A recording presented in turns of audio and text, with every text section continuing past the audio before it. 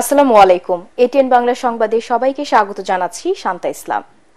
২৪-এর গণ অভ্যুত্থানের তরুণদের নিয়ে গঠিত নতুন রাজনৈতিক দল জাতীয় নাগরিক পার্টির আত্মপ্রকাশ উপলক্ষে শুরু হয়েছে আনুষ্ঠানিকতা।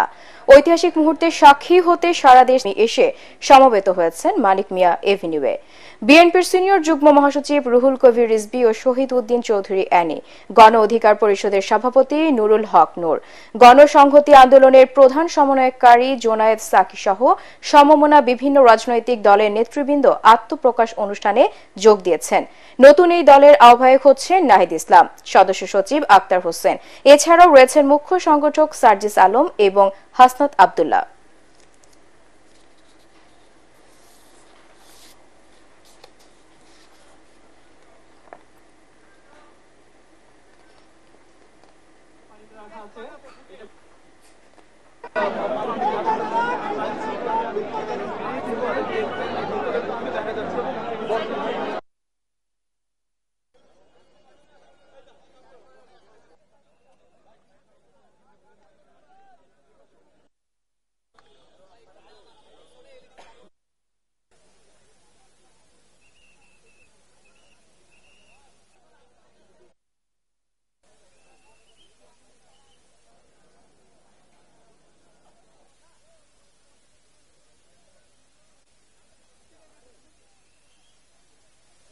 আমাদের বিভিন্ন পয়েন্টে খাবার পানিতে রাখা আছে।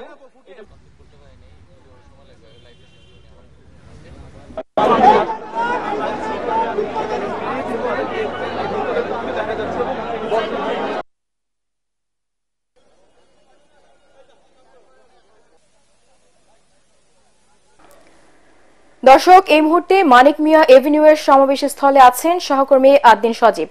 আমরা সরাসরি চলে যাচ্ছি তার কাছে।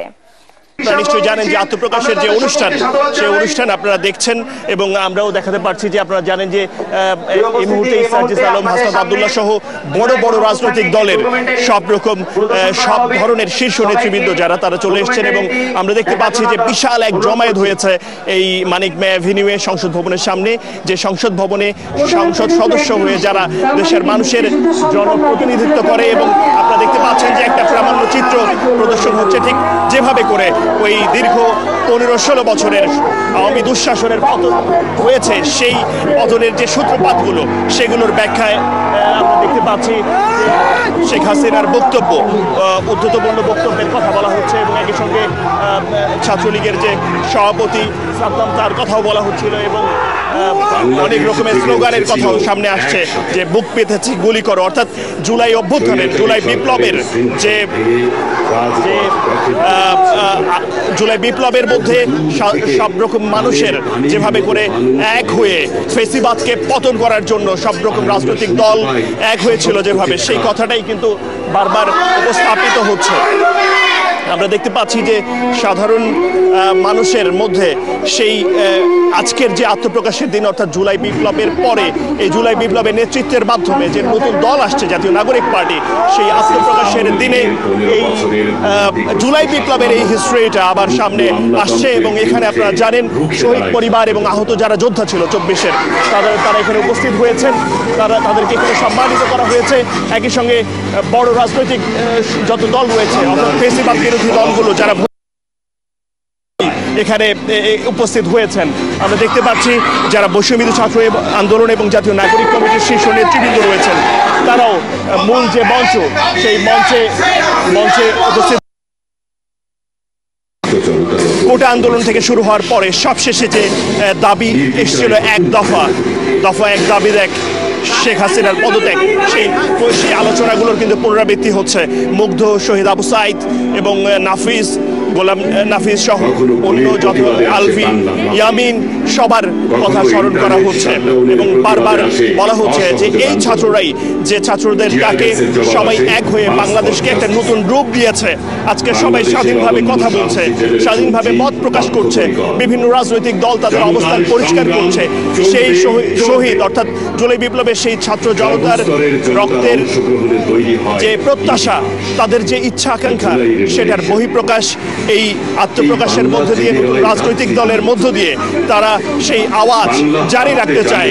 বাংলাদেশের মাটিতে যেন আর ভবিষ্যতে কখনো ফেসিবাদ না হয়, বাংলাদেশের মাটিতে আর যেন কেউ কখনো দুঃশাসন করতে না পারে, সেজন্য প্রতিবাদী কণ্ঠস্বর হয়ে এই ছাত্র নেতারা তারা এক হয়ে একটা রাজনৈতিক দল করতে যাচ্ছে। যে রাজনৈতিক দলটাকে আপনারা ইতিমধ্যেই জানেন, বিএনপি, জামাত ইসলাম সহ তারা সবাই তাদেরকে শুভকামনা জানিয়েছে।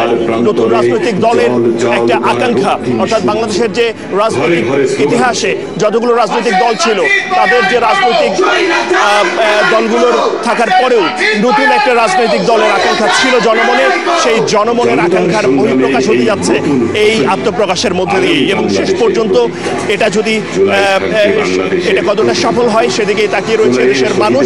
তবে সবার দোয়া এবং প্রার্থনা রয়েছে। তারা বলছেন যে এই নতুন করে একটা দেশ গড়ার যে চ্যালেঞ্জ নিয়ে ছাত্ররা আবার সামনে এলো, তাদেরকে সর্বাত্মক সহযোগিতা করবে।